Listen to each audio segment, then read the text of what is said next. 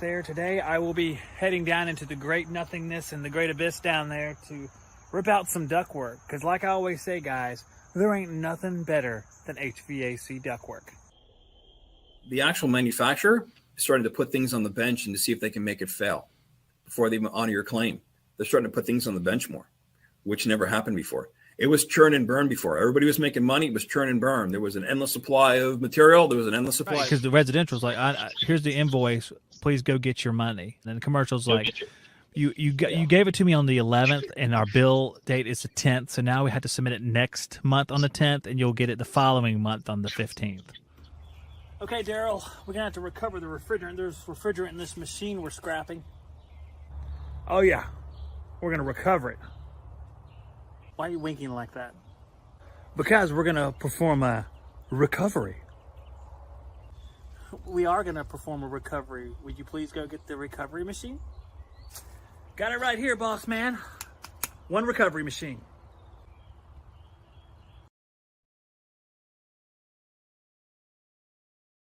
Save 8% off your order at TruTechTools.com by using the Shop Talk discount code.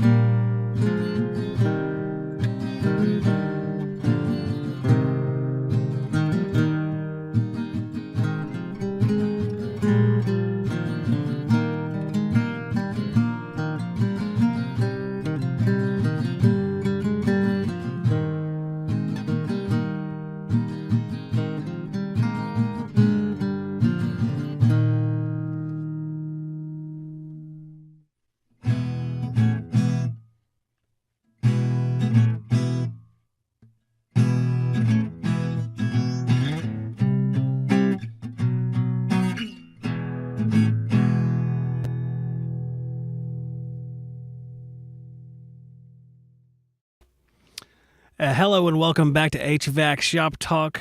My name is Zach Ciota. I'm the host of the show / YouTube channel / overlord of this area of the internet, which means nothing. YouTube lets me play here, and I play quietly so they don't kick me out, which they never will. YouTube will not kick me out. I'm being very benign with everything that I do here for the most part. I do read from the Bible, and I don't know if YouTube likes the Bible, but there goes the Bible, and it's really nice, and you can learn a lot from it, even about air conditioners. Does the Bible tell you how to change run capacitors? No, it does not. It does not tell you that specifically. But if you're a better human, you'll probably be a better air conditioning tech as well. So that's what that's all about, probably. We'll see. We'll try that in a moment. Let's go over to our comments, see who's here in the afternoon.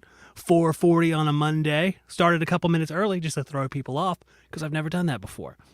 We have Everything HVAC Aura. We have Zaire Heat Services. We have Albert Matar, who's cleaning some very dirty coils. Very, very dirty coils out there in Charlotte. We have Steve, who was 97 minutes too early, and I don't know if he's actually going to be joining us because he actually joined the stream about 2 hours ago, it looks like, or 3 hours ago, or whatever it was. He was 97 minutes early, so it's an hour and a half plus, I guess. So that's where we're at here with our people that are joining this afternoon. We will take your calls if you so choose to call in. Let's see. There's no one slated to drop in today. Albert might, he said. He might be dropping in. But like I said, Albert is busy in Charlotte cleaning out some very funky units. And I don't remember now the picture, what unit it was, but it looked like it might have been a Goodman. I assume if something's being serviced, it most likely is made by Goodman. But maybe I'm wrong. I'm probably wrong, guys. I'm completely wrong, I'm sure. So, I'm coughing less this week. I've healed up a little bit over the weekend. I do still cough, but it's more on my terms. I cough when I feel like it, not when the cough demands to be coughed, which was what the problem was last week. I was coughing at random, and I couldn't stop it, and I was sitting here, you guys who see the muted screen and me going in the background, for podcast people, that's me heaving and hoeing in the background. So Albert Matar says, let's get some more likes. Hey, let's get some more likes. There's 11 people here on Monday afternoon. There should be 11 likes, bro. And all my accounts will like it too, of course. Seems like that's cheap. I don't do that because I feel bad. I've done that before where I've gone and liked my own stream. I was like, well, if it will recommend it to more people, I guess I should do that. Then I thought to myself, that seems really crappy for some reason to go like your own stream. But don't you in fact like your own stream probably if you're making it? I don't know. There's something wrong there. I don't know what it is, but I don't do that anymore. Clint Glasgow. What's happening, man? Clint Glasgow is one of our channel members. Okay, I'm going to give the channel members some good advice here. And Clint, I know Clint, he basically supports this show and by extension me on every platform that I offer support from. So Clint's always been a great supporter of the show. He's a really cool guy. He blows up things with Tannerite, which I think is awesome. So he's won me over already. But for the channel members out there that aren't Clint, if you are a channel member, that means you pay monthly to support a channel. I would stop doing that today because YouTube is taking a large amount of that money and keeping it and not giving it to me or this channel for sure. And that's how YouTube works, man. They keep money. That's how the platform works. You want to use our bandwidth, you're going to have to play by our rules, and it's understandable. But if you want to support the show, go to Subscribestar and support the show. That's much better, and they actually give me the money. You know what I'm saying? Which is the point of the whole thing. I forget what the percentage is. Subscribestar keeps like 10% or less, or 10% is probably fair, 10%. But YouTube, I think, keeps like 40%, 40% of everything. So it's a lot. So if you really do want to support the show, which I appreciate, might as well make it efficiently done. And, of course, it increases the amount of money that I have, which is good. All right. Yes, we need more thumbs up now. More thumbs up for that. Good financial advice from Zach. For Zach. Just honestly, it's just a better way to do it. So I know that some people support as members because they're already Subscribestar supporters as well. So just kind of maxing out how much support they can do, which I think is awesome. I really respect that, and I really appreciate that. But this is more for the people who don't know that the other one exists, and they are channel members. So, all right. So what's up, everybody out there in the chat? I'm going to go ahead and get down to business here. I did reference the Bible. Don't be scared. It's all right. It'll be fine. We will take callers. If someone wants to call in, that'll be fine. But I wanted to read something just real quick. It's called The Rich Man. It's from the book of Mark in the Bible, and it's really applicable to a lot of what we go through here in HVAC. And you'll understand what I'm saying, even people who may have never heard of this stuff before. But I'm going to read this, and this is coming from the Gospels of the Bible, which is basically the period of time when Jesus is walking on the earth. And we won't get into who he is if you don't know or what he's all about right here tonight. But you know what? You can ask me that anytime. You can call, text, email me. If you want to talk more about Jesus, we can do it. It'll be fine, but I'm not going to go into it a whole lot here because I want to apply it to HVAC. So here we go. This is Mark chapter 10, verse 17. It says, as Jesus was starting out on his way to Jerusalem, a man came running up to him, knelt down and asked, good teacher, what must I do to inherit eternal life? And I said, inherit. It didn't come out right, it felt like. Inherit eternal life. Why do you call me good? Jesus asked. Only God is truly good. I always thought that was a really interesting line. Why would he say that? Why is only God good? There's no good men on the entire earth. I mean, not even, we all know some really good guys. Well, Brian Orr. Brian Orr's pretty good. He's a good man. But Jesus is saying only God is truly good. But the truly part, I think, is probably important there. But to answer your question, you know the commandments. You must not murder. You must not commit adultery. You must not steal. You must not testify falsely. You must not cheat anyone. Honor your father and your mother. Teacher, the man replied, I've obeyed all these commandments since I was young. Looking at the man, Jesus felt genuine love for him. There is still one thing you haven't done, he told him. Go and sell all your possessions and give the money to the poor, and you will have treasure in heaven. Then come and follow me. At this, the man's face fell, and he went away sad, for he had many possessions. So it's a pretty interesting passage right there, because we're talking about this guy who comes up, and he's fired up. You know, he wants to do the best he possibly can, And then what happens is he's all willing to do it until Jesus says, all right, you have to get rid of all these worldly things you're attached to and essentially humble yourself and follow me. And he wasn't willing to do it. He wasn't willing to go out there and do that sort of thing, which kind of messed things up for him. Which kind of leads me into what I was going to talk about here, because I've been thinking about this a whole lot. And I wrote down, get what you deserve. Do people get what they deserve? At work, inter-office politics-wise, in life, do people get what they deserve? And by and large, I think we can all agree that we don't get on this earth what we deserve. We don't get whether, this is all subjective too. If we're talking about you and I just coming up with what we think we deserve, it's all subjective stuff. Like, you might sit here and go, well, I want $1 million. I'll work hard. Why shouldn't I have $1 million? Some other guy has $1 million. What if he didn't work as hard as me? He doesn't deserve it and I do. I want a nice truck. I mean, I have a nice truck. It's old, though. I want a new nice truck with four-wheel drive and spinners and lights on it. All these worldly things that you're attached to that kind of split your attention. And a slight cough break. Hold on. All these things divert you from being humble and from focusing on the true important things in life. For someone like me, that is Jesus, family, treating people fairly, doing the right thing, and we are miserable failures at this. When he says only God is truly good, I think that's what he's referring to. We're not capable of living to that degree of goodness because we're imperfect people. And thus, as imperfect people, we often do not get what we deserve. Because think about it.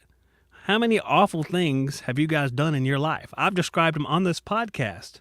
And that's more, and not only just a podcast so you guys can hear it and go, oh, wow, okay, cool. He's just telling everything about himself now and makes himself look awful. It's not the reasoning I was using. The reasoning I'm using is it's an exercise that can benefit other people that also benefits me. Because at the center of this, I have to be able to say that I was wrong. I have to be able to say that I'm sorry for something. And I have to be willing to say that I want forgiveness for something. It's hard to do. Hard to do. I remember coming up with my brother and my father. We all worked in the same company. In fact, the whole family worked together for a while. And it was very difficult to have those moments where you would relinquish control or apologize for making a mistake.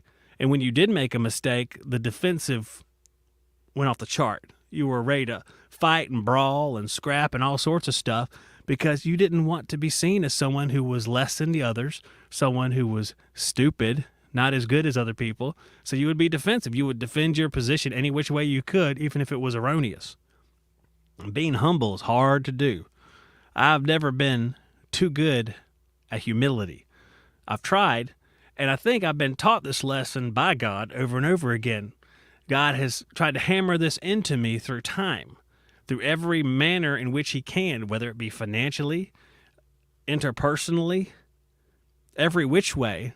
He's tried to show me that humility is the only way to go, because when you say humility, then you realize that you don't get what you deserve. You have to depend on other people, other things to get you through life, and you can't just do it all on your own. Humility is a good thing. Humility is what bonds people together. And when you're in a service business, which the next thing I wrote was servitude is a good thing. Servitude is being able to submit and serve other people and kind of ignore your own feelings, ignore your own needs, but make sure they're taken care of. And essentially, that's the business that we're in. We're in a service business. We're taking care of other people. We're making sure that their homes are comfortable. We're making sure that they're happy about what they chose. And when they pay you, they feel like it's a fair transaction. That's the business we're in, explaining what we're doing. Just think about it. If we're humble and we know how to serve people, then we'll go far. Because it's just as important, when I go back to thinking about Andy Holt, his conversations, Outdoor University, Andy Holt, the conversations he'd had with me on the podcast, It's essentially what he was getting at. The soft skills are just as important as the technical ability, because all the technical ability in the world with horrible people skills, sometimes that gets lost. Now, I think it's just as important to have technical ability in our field, but I've had the same problem throughout my career. I've been able to converse with people, but sometimes I'll have these conversations and I'm not speaking the same language they are, and I'm trying to talk air conditioner to people, and it's just not translating. And although we're affable or amiable or whatever, the conversation gets lost. That's been a real struggle of mine, because I'll be going off and I'll be enjoying talking about it, just like I would talk about it with one of you guys. It's like, oh, superheat subcoolant's really great, man. And the Hummer's like, oh, that's nice. Totally lost. The good thing is a lot of times you're like, okay, well, this guy must know what he's doing at least, because he's saying all these things. Although I don't understand what's going on, I wish I did. So oopsie daisies on that. And I think I've covered, I said you need to be perfect down here. You'll never be perfect down here. And forgiveness, I mean, that's just one of them things that goes right along with it. I mean, I've had trouble coming up with my brother in our family business. We butted heads constantly. I wasn't going to be humble towards him. I wasn't going to submit to him. He's older than me by almost 5 years. I wasn't going to submit to him at all. I thought my ideas were just as good as his. Why can't I get up there and design stuff?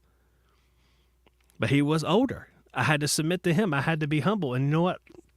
I couldn't do it. Even the times when I was I'd go into a job site and I'd be like, Terry? T-Bird. I would say T-Bird. His name is Terry, but he goes by T-Bird.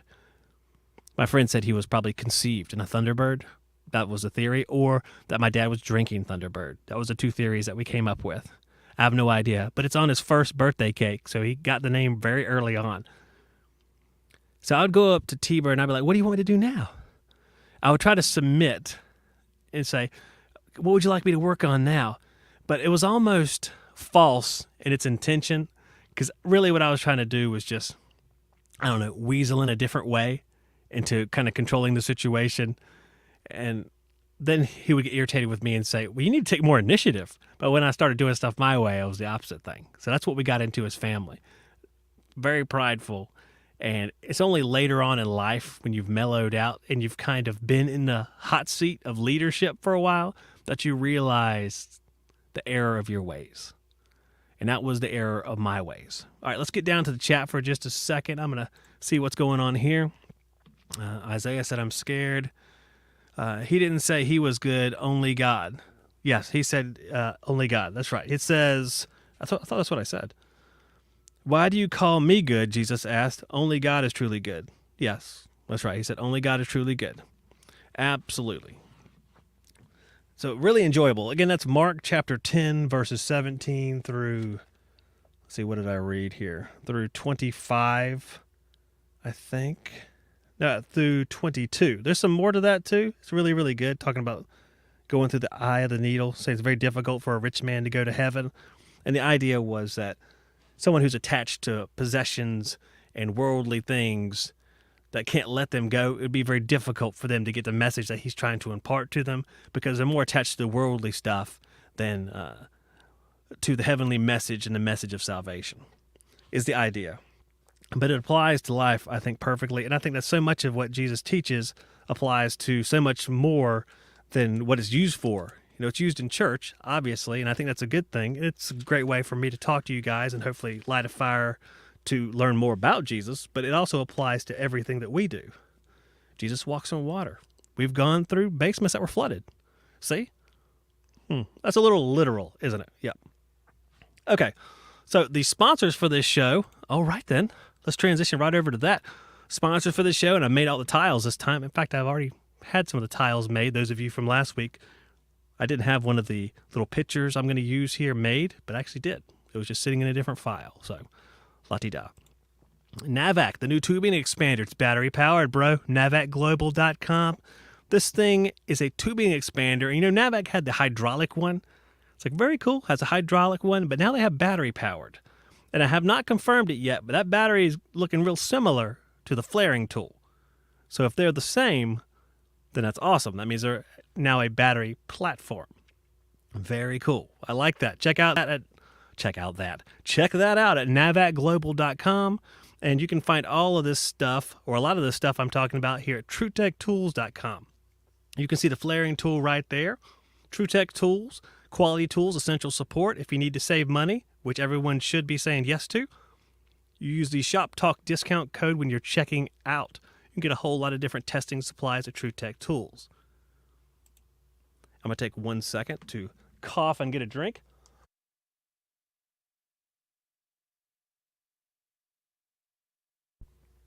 Sorry about that, guys. It's still dogging me a little bit. EWC controls all the different forced air zoning supplies you will ever need. Great quality. The BM Plus 3000 is the panel I got in my house. Have some power open, power closed dampers up there. The only way to go. They're awesome. It's really, really great stuff. And what's more is usually it's at your supply house. You can find it at your supply house. There's a whole bunch of their products. If you look around, I'm sure you're going to find it. You can find it online. It's just high quality stuff that works really, really well. They have the new SBD2 bypass damper, which has a Bluetooth interface or NFC interface. I should say NFC interface. Near field communication, I do believe is what that is. And that's something that you can use to monitor and set up the whole bypass, which is really, really cool. Refrigeration technologies there. You can find them at TruTechTools.com. All the coil cleaners anyone could ever want. As you see, there's a whole bunch of different ones right here on this page. Gallon coil cleaners, an aerosol spray cleaner that washes off with the condensate, which is really, really nice. There's little bag cleaners. I think that's all concentrate stuff down there. I can't see the names, but it goes from evap cleaner to the environmentally safe stuff like the green cleaner. And then you have some condenser stuff and all-purpose stuff as well. A lot of great chemicals for cleaning your hands. They have the wipes. They have the Nylog for sealing up flares. You have the Nylog white for gas piping and other types of piping, the same nature, the threaded piping that you want to seal up. Really, really good stuff. Again, you can find it at TruTech Tools as well. Use that Shop Talk discount code. Yellow Jacket. I'm actually about 5 foot away from the new Yellow Jacket recovery machine. It just came in the mail today, so I'll try to unbox that so we can take a look at that next time. But on the screen here, coming up in May, they're going to have the wide jack manometer, dual port manometer that works with their wireless system. I look forward to that. I look forward to using that on the old Bosch up there in the attic and doing some testing. Right now, I'm going to have to use the UEI one that's not wireless, and that's going to suck. So I'm looking forward to the wireless one here from Yellow Jacket. You can find out more at yellowjacket.com. Then we have Company Cam, the slide that I couldn't find last time, the only app every contractor needs. And what it does, it actually integrates, which is interesting, with other softwares like Jobber. I didn't know that. So you can check out all the different softwares you already use, Jobber, House Call Pro, stuff like that. And this one will actually integrate with those. You can find out more at companycam.com about how this consolidates all your pictures and catalogs them and makes your job site media, your photos and things like that. It puts them into a nice tight bow, easy to find and reference. Companycam.com. And away we go. And here I am. Let's get back to our comments here. Hide your pride. I don't know what that means. I missed part of the chat. You seem like a guy who wants spinners on your truck. Well, who wouldn't want spinners on their truck? Let's see. Any? I'm late. Yep, T-Lek, you are late. Okay. What I'm going to do is I'm going to open up the lines. If someone wants to call in, they can do so. I'll put the number on the screen here. There we are. 910-970-0043. If you call in and talk, then I can take slight breaks every now and then. I can cough because as the show's going on now, I realize that the coughing is not over. That's okay. That's all right. In fact, I'm going to do it right now real quick before I answer the phone.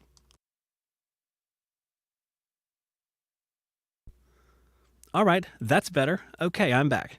So the next thing that I was going to talk about, because we were talking about this same sort of thing before the break here, if you're a boss, how do you look at taking care of your employees or just dealing with your employees? What do you think of them like? And I was thinking about this, taking care of employees is like family or children. Oh, we do have someone calling in here. Let me see who this is. All right. Hello, you're on the air. What's going on, Zach? What's happening? Figured I'd break the ice for you. Well, I appreciate you breaking the ice. What's going on? Hopefully headed home, possibly getting another call at the end of the day, waiting on dispatch. So what have you been doing so far today? Maintenance, callbacks. Last call I just left was a callback on a water furnace. Oh, so where we left off the other day was you were doing water furnace stuff. So now we're picking up on some other water furnace stuff. So what happened? Basically, in a nutshell, ECM blower motors dropping out. This is a motor and module already replaced last August. So at that point, I've got to put my thinking cap on and dig deeper and measure total external static pressure, bouncing between 0.71 to 0.75 inches water column, fully engaged second stage compressor. I look up blower charts for that particular half horsepower. They're recommending about half-inch water columns, what they're going to see on that one. Yeah, that sounds about right. I mean, you're talking about ECM motor. Now, are we talking about full variable speed type motor? Yes, sir. So you say it's dropping out. Does it like throw codes when it drops out? Not particularly for the blower motor. So, for example, when I walked up to the call, it was locked out on high pressure. They were running the heat, so no airflow. On a heat pump, you're typically going to lock out through high pressure on your refrigerant side. So, Yep, for sure. First things first, started with airflow. Huh. Well, that's 0.71. I mean, it's high, but it's not like crazy I've high. seen worse. Yeah, that's what I was thinking. I went to like some that were like 1 point something. And I was like, well, this is pretty bad, and it's frozen, which makes sense. But variable speed motor, they're pretty tough. They can probably deal with 0.7, I would think. Yeah, I mean, and I was on the same boat that you are, so I ended up calling tech support for water furnace to say, hey guys, I want to make sure, since this motor has already been replaced, that I'm not missing anything. I've got high voltage present, constant low voltage DC present. I know this is a PWM pulse width modulation. Is there a test I can do for that to make sure it's not dropping out? And ran me through the test. Everything was good on the output side of the control board. So the only things left is that module's crapping out, and kind of a old school diagnosis. When it would drop out, I could take the door off and just basically give it a few love taps and start spinning again. So. Oh, really? That's interesting. So module is the issue. Now, their modules, you say y'all replaced them. So is it one of them ones where you take it open and all the electronics are submerged in plastic or rubber or whatever? This one's partially epoxied, but yeah, it's typical looking PCM module when you take it off the back of the motor. Oh, man, that's too bad. I mean, they seem to go bad, I guess, still a lot. That's the main culprit. I mean, the motor's pretty tough most of the time. Yeah, I'm still kind of, 95%. Well, I mean, my recommendation at this point is they make a 1 horsepower option for that particular unit. That's max rating is 0.75 inches of water column. So, yeah, if they want to repair it, that's going to be my recommendation. But, talk to the customer saying, hey, this is not taking care of the foundation issue of you've got half an inch of water column just on your supply side of the system. So, oh, man. Probably need to focus on that. Yeah, no kidding. Have you ever measured like the actual CFM airflow of it? I mean, do you use the static pressure to try to figure it out, I'm guessing? I use the static pressure more as a diagnostic tool in this case, but no, I'm typically not measuring the actual CFM airflow unless I've got that much time on a call. I'm interested in seeing the new, the Energy Conservatory. They have that product now that you can basically, it's like the airflow grid you can put in the returns. Oh, yeah, the True Flow grid. Yeah. The True Flow grid, yeah. I'm curious to see how that bad boy works, because I think that'll be a pretty good tool for the arsenal. It's interesting about the True Flow grid, man. It's like I was fired up about that too. I'm like, I'd like to have one of those. Just have an air handler in the shop, put the grid in there, and like fiddle with it and see how it affects airflow. But apparently, those cost a lot of money. Yeah, I looked them up on TrueTech, and my budget's not quite there yet. I'm trying to bring it up right now while we're talking. I think it was like $1,700 if I remember correctly. Yep. That was before my Shop Talk discount applied. Well, you know what? That would really put you in the ballpark after that. Yeah. Yeah. It'd be cool to have it though. I mean, I see different sets. I guess they slide them into like the filter slots on the equipment themselves is what I think happens. Is that your understanding? That's my understanding. That would be the most logical understanding, because I'm curious what we I know there's a technique. I didn't get too far into it. If there's like multiple return grills, because I'm assuming you could also place them at the grill. But Yeah. I'm deducing that they're probably meant to be at the equipment for accuracy. Yeah, it makes sense. Plus, you got return ducts that have a Yeah. lot of loss to them sometimes, so it really wouldn't be accurate Yeah. anyway. Like, yeah, I'd like to have one. Looks like there's one here for $1,200. I mean, I guess this stuff costs. I understand, it costs money to make and everything like Yeah, that. I think the one I looked up was like the full kit with all of the all the grids available, and I think they even have like a grid that's customizable.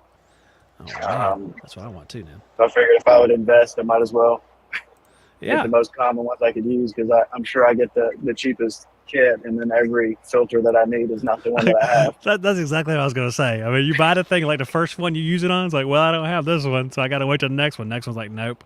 But it looks like it's the Minneapolis Digital True Flow Solution full kit with the manometer. So the really nice manometer that you use for like building performance too. Isn't it the same with DG8? Isn't it the one they use for like zone diagnosis? Yeah.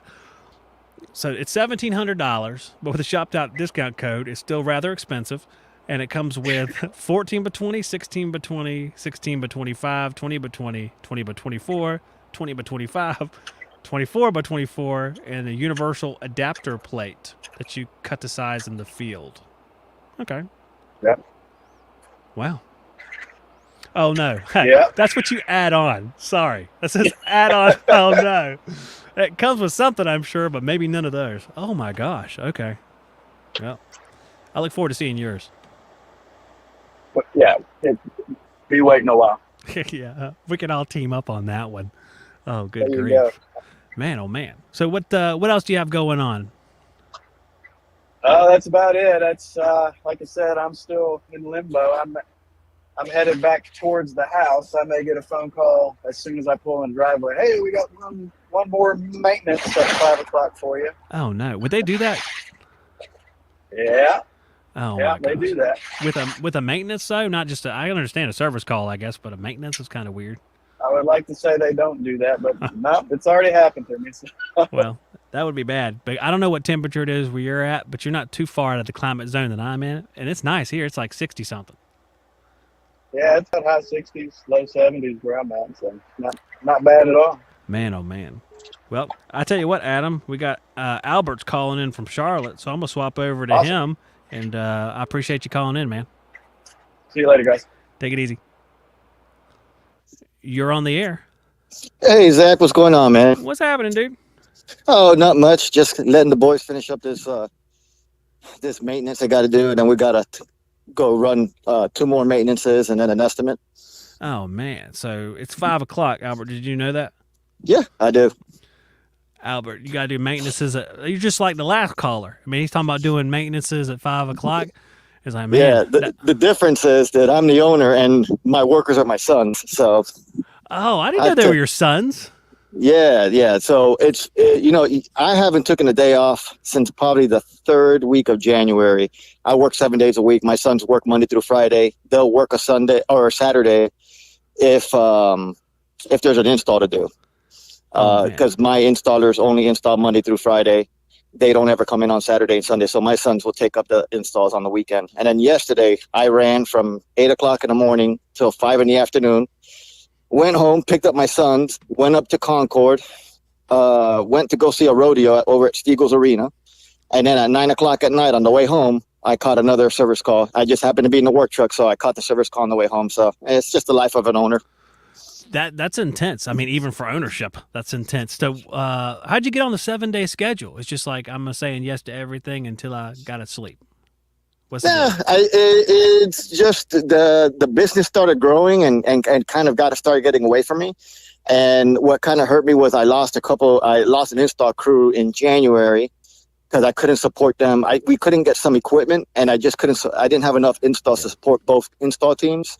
So I lost a crew, and then I lost a tech who wasn't one of my sons. He was the only technician that worked for me that wasn't related to me. And he went off to greener pastures. And so I just kind of picked up the slack. But I've always worked that way. Usually summertime, springtime, I tend to work, I don't know, something like 25 weeks straight. I won't take a day off unless I have to. And this year it came in the wintertime. I don't normally start like that so early in the year. Man, it seems like that's a good way to burn out, though. I mean, how'd you get on that? I mean, let me ask you this: where'd you learn that from? Because we've all gone through some intense schedules, but like 7 days a week, month after month. I mean, that'll tear you down after a while. Yeah, so I used to work. When I first cut my teeth in HVAC after I started working for the Department of Defense, the first job that ever hired me, I had no experience. I just had an EPA card, and the only company that would hire me was a new construction company out of Charlotte. And I was hungry. I went from making a lot of money to making $35,000 a year with 6 kids. Wow. And it was real difficult. So I would take all the overtime. I would take all the on-call stuff, and I kind of just built kind of resistance to it. I've always worked long hours. I was kind of used to it. My brother would laugh because he would say, man, there's guys who don't want to work past 5 o'clock. And I'm like, 5 o'clock? Shoot, I still got 3 more calls to go run at 5. Man, oh man, yeah. That's intense. I mean, I guess when you're used to it, I mean, I guess for some countries of the world, us working 5 days a week is intense, from what I heard from doing research about Europe. But that's a lot. I mean, that's a lot. Well, all right, let's talk about your sons. How old are your sons? So one of them is 22, one is 23, one is 27, one is 21. My youngest son is 18. He graduates from Providence High School this year. He'll be going to Western Carolina. And then my daughter's 15. Oh, man. Your son's going to be a catamount? Yeah, he sure is. That's where my brother went, Western Carolina, tucked away in the mountains. Very nice. Very location. nice out there in like Jackson County. Oh, yeah. It's really nice. Bryson City. We used to go around there visiting him. It was great.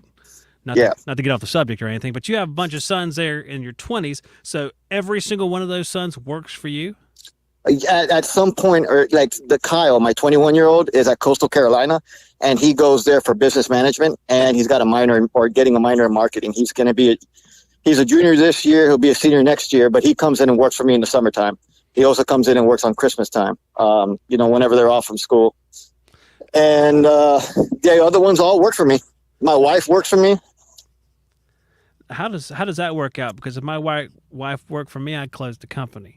So, I mean, how does that work for you? It works fine. The only thing is that sometimes she works when she wants to. I think it's low on the refrigerator. Let's give it a few more minutes. She handles all the work stuff. The cool thing is, and this would be a great subject, is the type of technology that's available to us now, like the House Call Pros and the websites and all that. Mm-hmm. So actually a lot of the stuff that I get, it comes right through my website.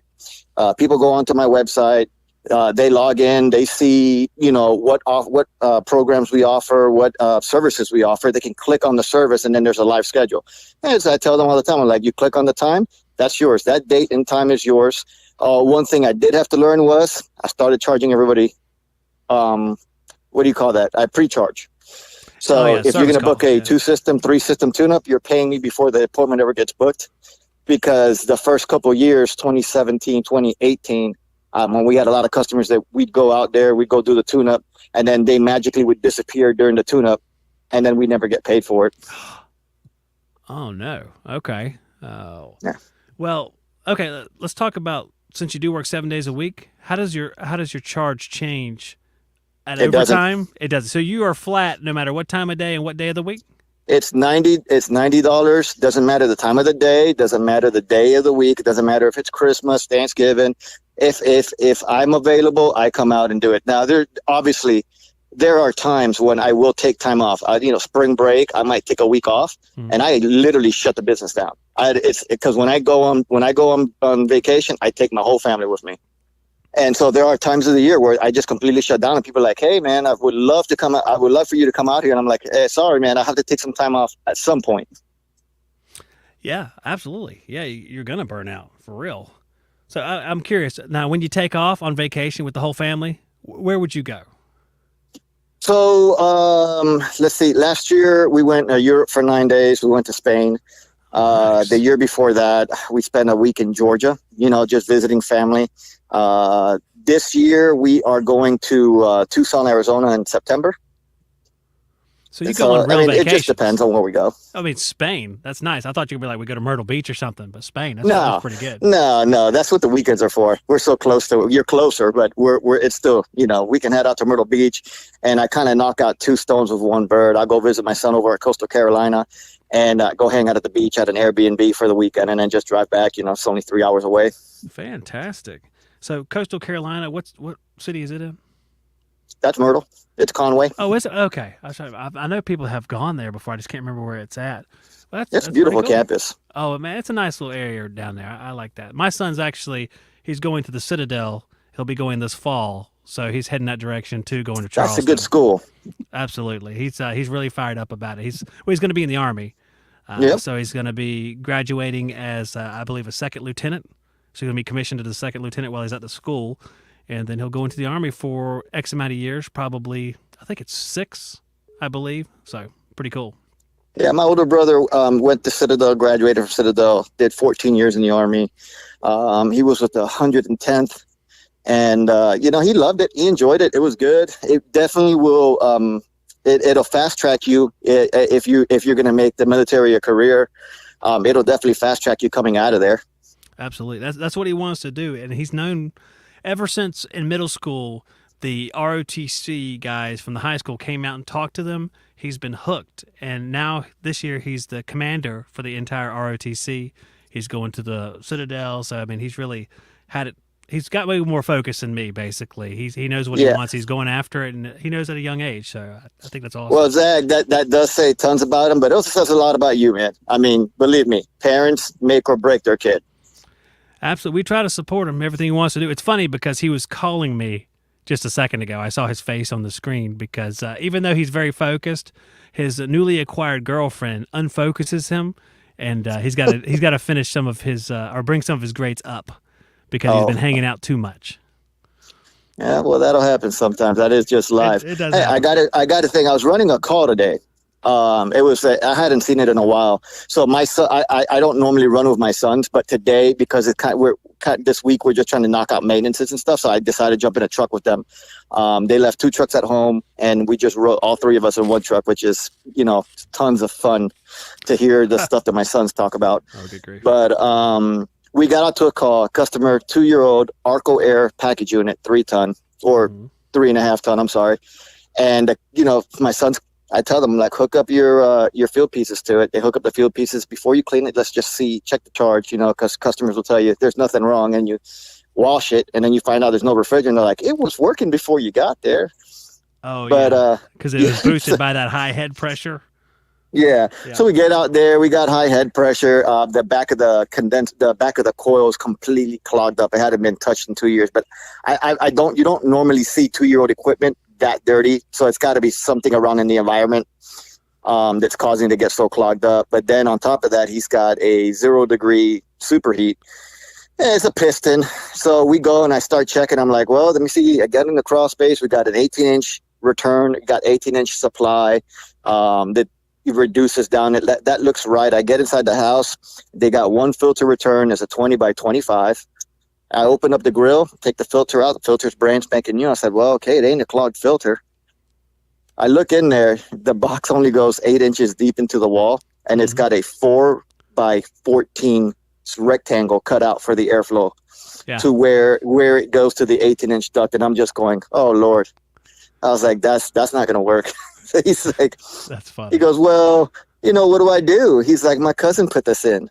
And I said, well, you can have your cousin come back and fix it. We just have to blow out your daughter's closet so we can go at least, I don't know. I would love to see 20 inches deep in order to fit the hole correctly to get an 18-inch duct connected in there. He's like, well, I don't want to do that. It takes away from her closet. I said, okay, it's not going to work. It's not going to work right. You'll probably eat that compressor in the next year or two. Yeah, absolutely. 0 superheat, 4 by 14. What is that? That's 56 square inches. That's a little shy. Yeah.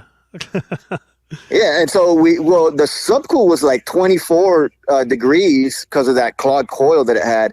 We cleaned that up and we got the subcool down. It was like 10.4, so that looked right. But then we were still running a 0-degree superheat, and I was just like, and I'm like, it's a piston. So I was like, I don't know, it's got to get stuff done to it. But it was just interesting because I don't go out in the field and see those too much.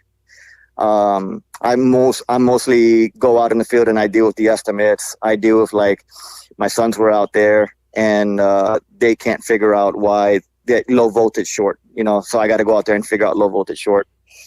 Yeah, like the level 2 stuff. You got to go out there and go hand with. Yeah, pretty gotcha. much.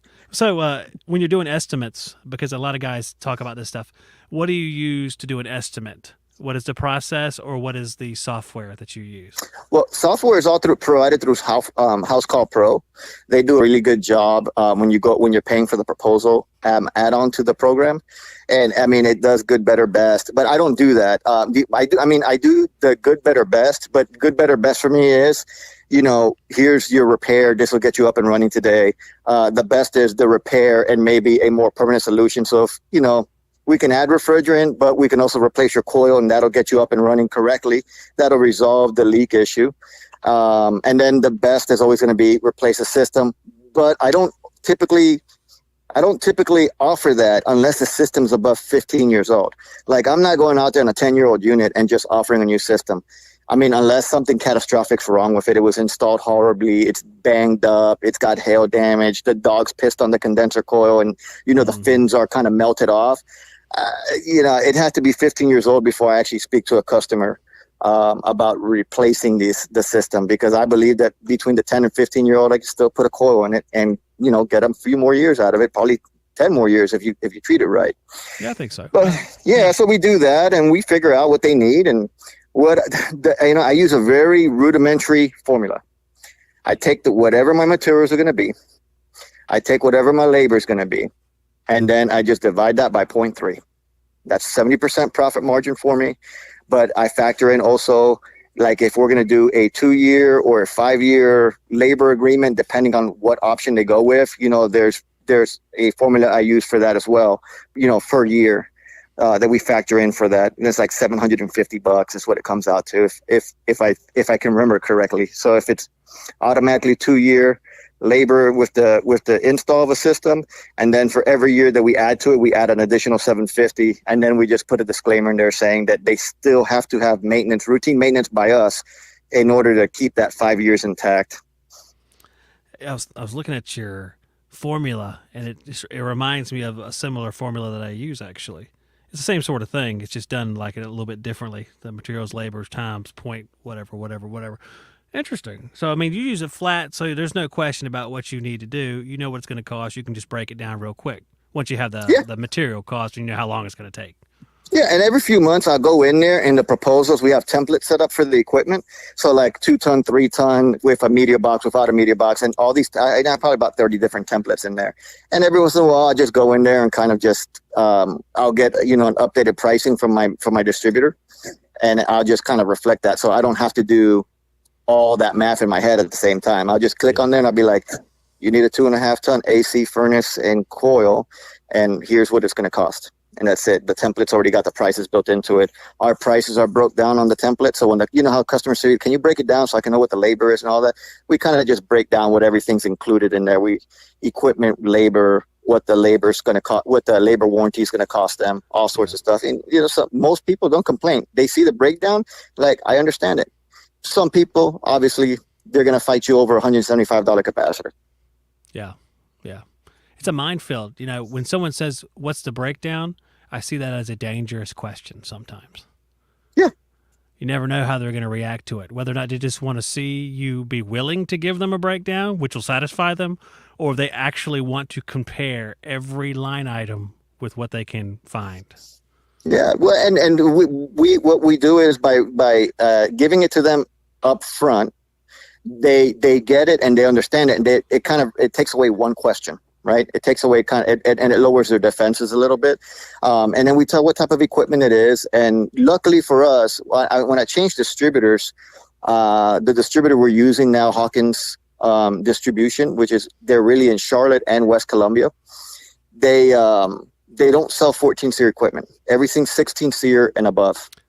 And so automatically we're showing 16 SEER equipment. 18, we can do 18 SEER if they wanted to. They even have a product that's 18 SEER. It's basically like the Bosch, but it's the Duquesne Lynx system, which is just an inverted outdoor heat pump that you can match up to any air handler. It's a little bit cheaper than the Bosch. They work identical. There's no difference between the two, unless you match it up to their air handler, which is full communicating. Once you do that, then you get full 22 SEER out of it. Now, what's it called again? Duquesne Lynx? The Lynx system.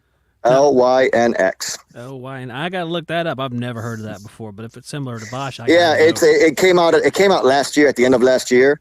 And it's crazy. I mean, because I've installed a Bosch, and I've found some of the issues that Joe Shear was bringing up years ago with Ralph Wolf, when Ralph was trying to, push the Bosch and all this stuff, and talking about what a true inverted system is and how you can control humidity, and how you were talking about dehumidification just the other day. You were talking about your Bosch system at your house. Yeah, absolutely. Yeah. And that works on the same premise. I mean, it does a good job. It is energy efficient. It is truly an 18 SEER matchup, depending on what you're doing with it.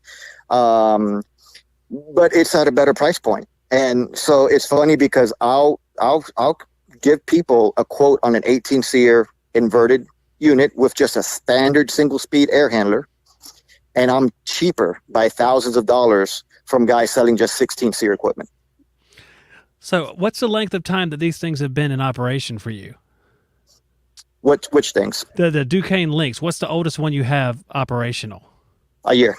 So have you had any issues as far as with the single speed air handlers in particular with dehumidification?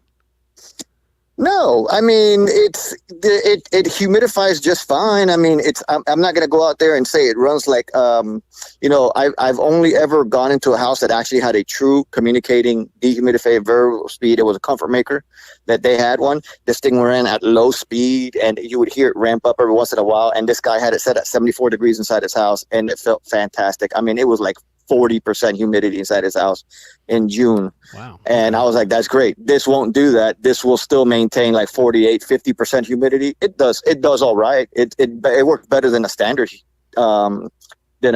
pump. That's a win then to me, because we have like Bosch issues are going the other way. Like people aren't saying I wish it was more comfortable. They're like, it's uncomfortable. I mean, it's like 60%, 65% indoor humidity, and you're not too far away from me, so the conditions are similar. So yeah, there must be something different about these two systems. Maybe it's the air handler that you're matching it with. Maybe that's the difference.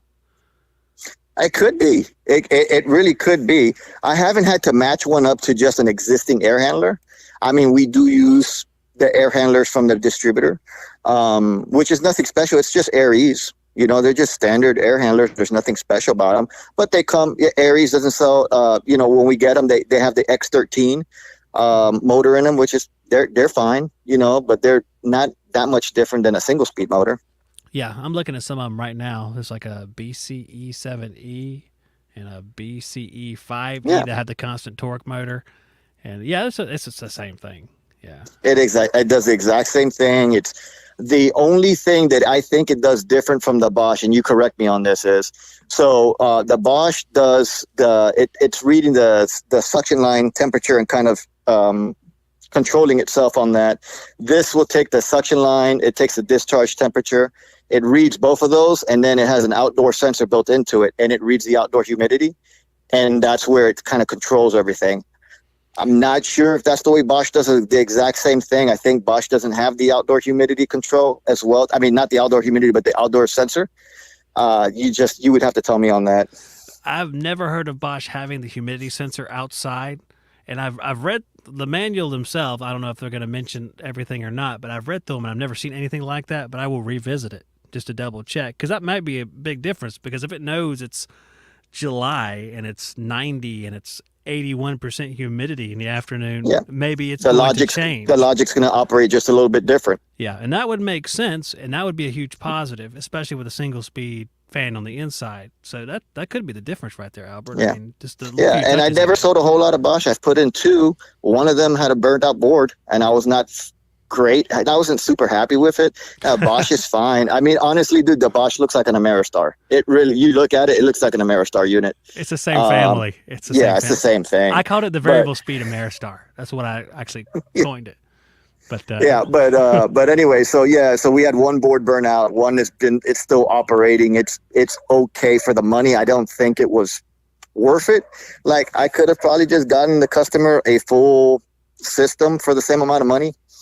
And they probably would have been just as happy with it and saved them a few $100 on it. Yeah. But with the links, as far as I can tell, we've got 8 of them in already. Our dealer does a really good program with it.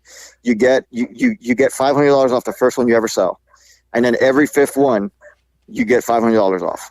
So every 5th one you're getting $500. So basically $100 discount on each one, but you have to sell a total of 5 in order to get that $100 discount. It's interesting. When I think of Duquesne, I don't think of like high efficiency elite equipment. That's just because what I've always seen from them. How'd you get? I guess it's a supply house, right? Though you got exposed to them through your supply house, and now you can. Right. Yeah. Well, we got into the problem where I was a Carrier dealer for 5 years, and Carrier just kept jacking up the prices more and more and more and more. My twin brother, was running Airtron which is a national company. He was running Airtron at the same time, and they were getting the same equipment I was from the same distributors I was, which is CE Total Line.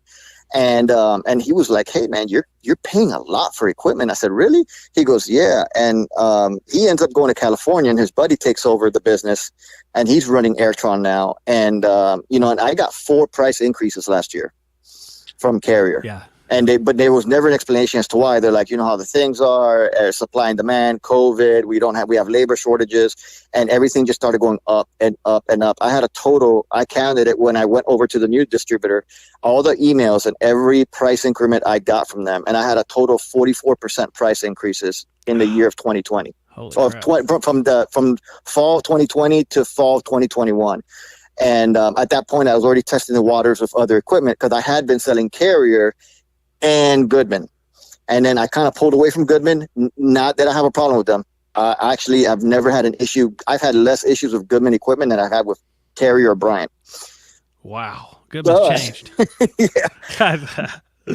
Well, the worst thing that's ever happened to me on a Goodman unit was like I lost a capacitor after 4 years after install. I mean, I've never had any of these nightmare stories anybody's had. I don't even count that. I don't even count that as a problem. Losing a capacitor, man, they're so ready to die now. I mean, 4 years. Yeah, well done. I mean, God, then I started seeing it happen in Carrier because all the Bryant and Payne stuff had the exact same capacitor. You could tell the Chinese font when you look at it. It's got that special font. You're like, oh, this stuff is from Wuhan, and yeah. I know what you're saying. But I was having those issues with Carrier and Bryant. Like I was putting stuff in. I had a Carrier unit, 2-stage, 16-SEER AC, 2-stage gas furnace, 60,000 BTUs, and I lost the control board in that furnace within 3 months of the installation, and it happened in January of 2020. I go to my distributor and I tell them, "Hey, I need to do a warranty." And like, "We're back ordered on the board." I'm like, "What?" And he's like, "Yeah, it looks like we have a 3-month back order on this control board." I'm like, "That doesn't make any sense." And he goes, "Yeah, I'm so sorry." So after about a week, I went back to the distributor and I took him out to lunch, and it was the manager of the store. I said, "Hey, I'm gonna take you out to lunch. We'll get some wings and hot dogs and stuff." And we're talking, and by the time we were done, I don't know if it was the hot dog or the wings, but he's like, "I'm gonna go pull a board out of one of the furnaces sitting on the shelf." He goes, "And we'll just do an over-the-counter swap." And I was like, "Man, I appreciate that. Thank you so much." Well, way to wine and dine, man. So you got those soft skills. That's good. Very good.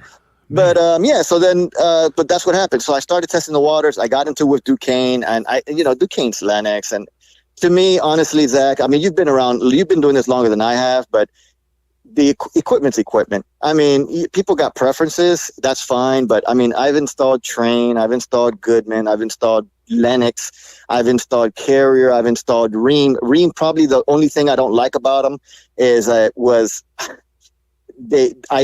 installing them before they changed the whole the new look to them, where they actually made it service friendly. So I never liked installing Rheem. They worked fine, but I never liked to install. But to me, everything's the same. So I go and I say, "Look, I'm gonna go put in a couple of Duquesne Aries equipment. I'm gonna put some Lennox equipment in, see how I like it." The price point was amazing. It made no sense that Carrier was charging me what they were charging me, and I'm paying for Duquesne, Lennox, and Aries the same price I was paying for Bryant equipment 5 years ago, before the pandemic.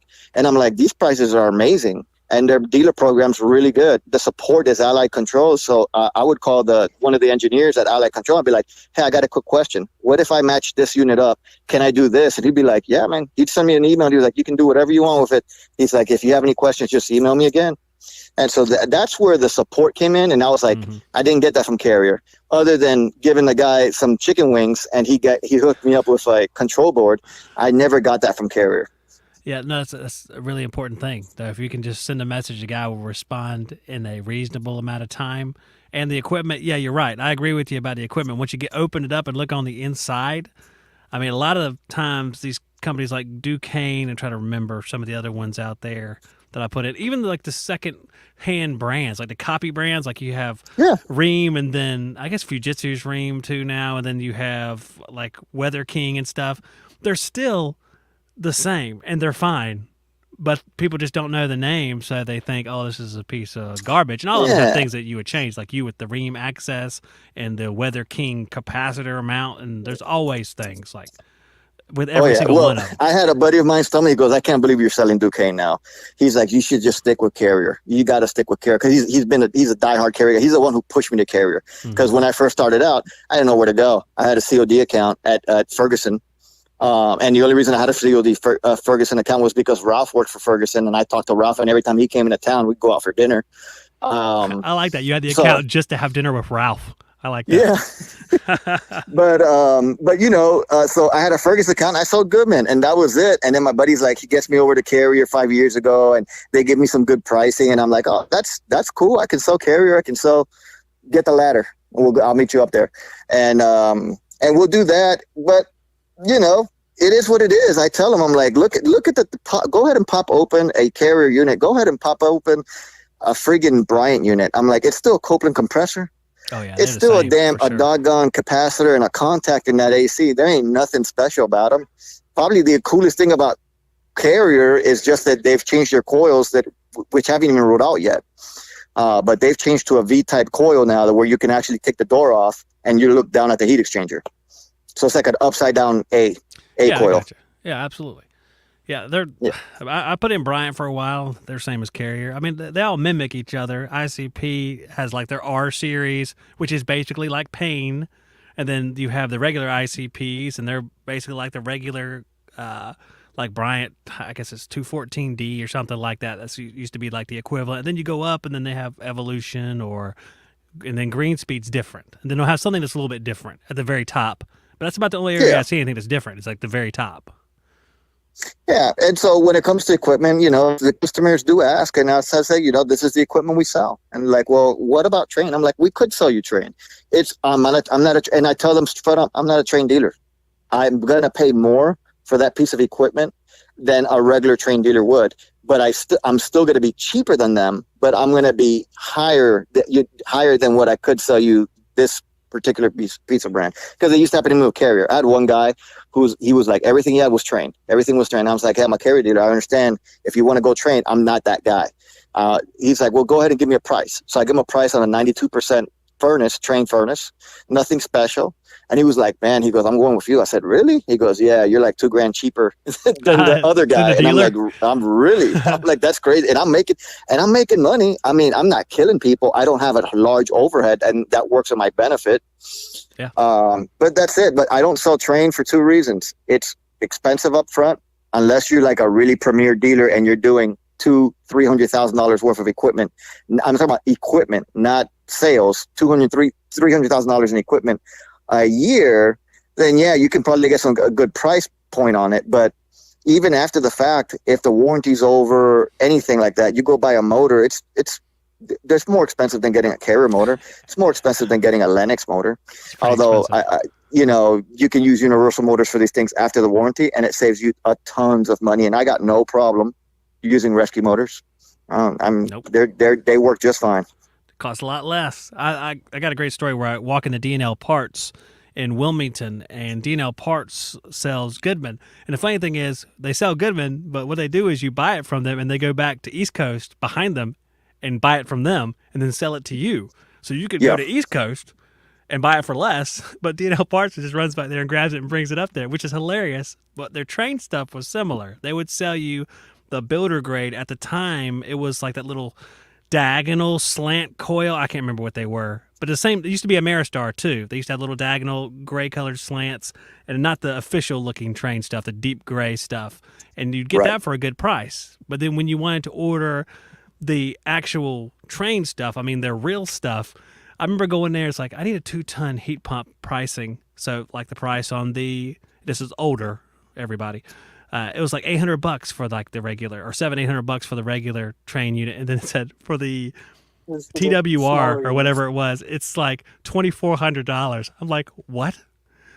That's insane. And it was just one of those things where they're not supposed to sell it, so it's just an illusion. You go across the street to Brady Train, and it's the normal earthly price, which is where they're getting it from anyway, probably. Well, you know that Carrier sells mini splits, right? They're rebranded mini splits. They're Toshiba mini splits that they rebrand with the Carrier logo on them. And it's crazy because if you go to the actual manufacturer, which is AUX, and they're out of like Brazil is where the company's from. And I've been installing mini splits for 5 years. And AUX, I've never had a problem with them. But that's what they do. They sell, it's a mini split, it's a line set, it's the head unit, it's the communicating cable. They give you the whole getup. So you can go and you get the whole kit. It's like $700. And then I go to Carrier and they're selling I look at them like, that's an AUX. And like, no, sir, this is a Carrier with a Toshiba. And I'm like, okay, cool. How much is that head unit? And they're like, $950. I'm like, you're crazy. Why would I pay you $950 for a head unit when I can get the whole kit for $700 delivered to me?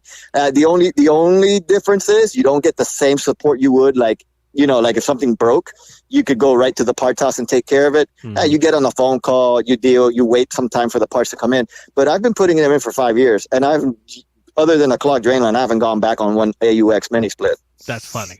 Yeah, it's the same sort of thing. Yeah. I always told people with like Gree and stuff, they're like, this Gree, it's like, I got prices on Daikin and I got prices on Gree because people would sell both brands. I was like, well, you know, with the pricing they gave us, we can just buy an extra Gree and put it in the garage. And when it breaks, we'll just put the next Gree up and we still save money over the Daikin. Yeah.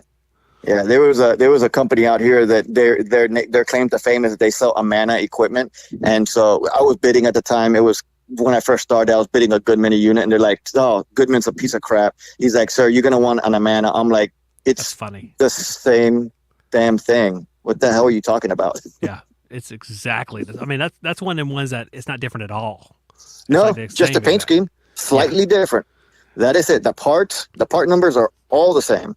Oh, yeah. Okay, maybe there's like that Copeland thing inside there, that little diagnostic thing that they put with the Amana sometime. Big deal that is. But that's the only difference that I can recall having put them both in. Yeah. Well, hey, Zach, I really hijacked your show again. I got to go jump in this attic real quick and take a look at something. But, man, I appreciate you letting me come on the show and just kind of shoot the breeze with you.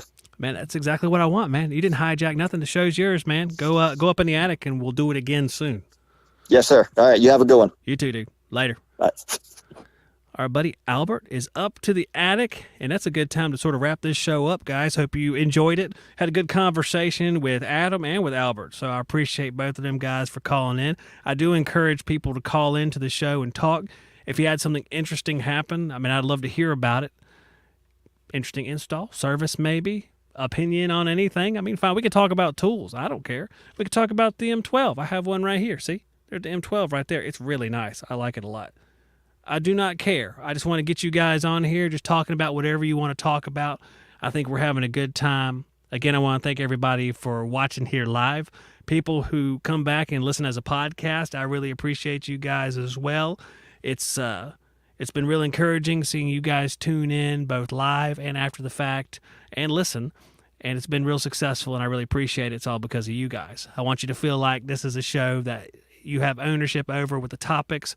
I'll bring my stuff that I think will be helpful, and then you guys bring your experiences of the day or opinions of the day or something that's stuck in your craw or something. I don't know. That's probably the worst way to say that. But anything that concerns you or you want to talk about, this show is for you. It's open to you. So call in. You can text that number on the screen if you want to, even when I'm off the air. If you have something, it's like, Zach, I really want to talk about this, but I don't want to call in, whether you just don't want to be on the show live or whatever. I understand. It's fine. You can email me, hvacshoptalk@gmail.com. If you look in the description of either the podcast, whether you're listening to it, or of this video, you can find a whole lot of links, including supporting me at Subscribestar, which we'll talk about here at the end of the video, as well as links to all the social media outlets which I put out, which are basically like little clips and stuff like that. Maybe a cool moment from the show or something I'm working on in the field, because every now and then I still get out, every now and then. So I try to catalog some of those so you guys can see them. A lot of other stuff, links to other things I can't remember offhand, links to our sponsors in case you're curious about some of their services or products. If you have any questions, you know where to find me. I'll be back again tomorrow, hopefully in the morning tomorrow. I think I'm going to shoot for an earlier show. And guys, I will see you on. I got to drag it out here so I can bring up my clip here in time. See you on. Okay, where is it at? Okay, I don't even see it on here. I got to keep talking for a moment. I could be wrong. I don't think I downloaded it yet. Let me figure this out while I'm doing this. I got to download it real quick. So that's the pleasures of dealing live stuff. It's just fine. We'll look at the comments one last time. Everything HVACR. Hey, you should call in too, Everything HVACR. It'd be a good thing. You're a wise guy. You could talk about some of the stuff you're working on. Of course, people... Oh, I should mention this. Yeah, if you want to get live notification, that link is in the description of this video. If you're interested in having access as an interviewee, like you want to come on the air periodically, let me know. Reach out to me at the Shop Talk email, and I will hook you up with the list that I put out. That I just send all the guys on that list links to come on live. So at any time you want to while I'm on the air, you can come on and talk to me. So, all right. Oh, no, Clint, I am not at that address. I will send you an email. Clint's going to mail me something, but I'm not at that address. That's where we were while the house was being built. But we're back here now, so I'll send you an email for that. I have my thing downloaded, so I will go back to I will see you guys on the next one. Please consider supporting me at subscribestar.com/Zach-Ciota. I offer my Subscribestar subscribers bonus content podcast as well as giveaways every single month for gift cards.